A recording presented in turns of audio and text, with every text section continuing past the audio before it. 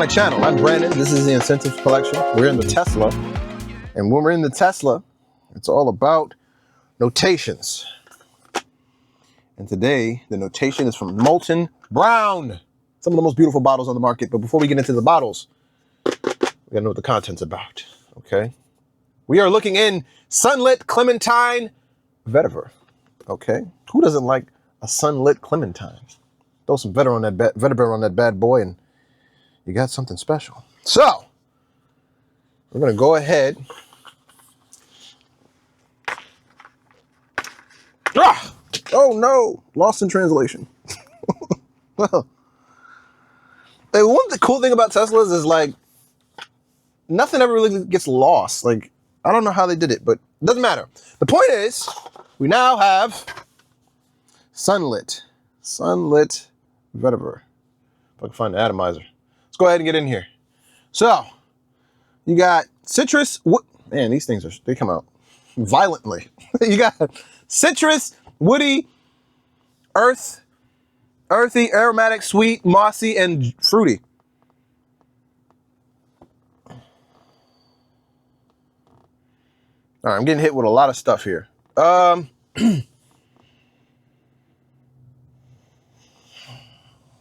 It smells like Starburst meets. It's a lot of stuff going on here. Let's get into the notes. You got clementine. The clementine is giving it the sweet.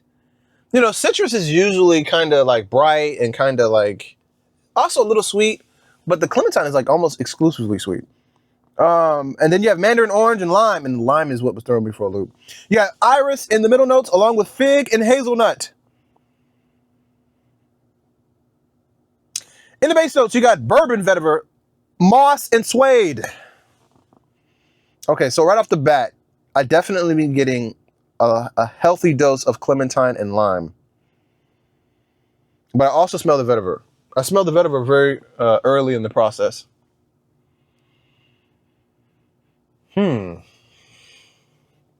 This smells like a freshly peeled clementine. Like, wow. I think this leans a little more feminine, in my opinion. It may need time to kind of maturate, but off the initial burst, it was very heavy in the top notes. But it, it's definitely supported in the base, and that would be the vetiver. It's okay. I mean, it's not. It smells like what it is, or what they say it is. Yeah. I'm hoping that it develops a little bit more.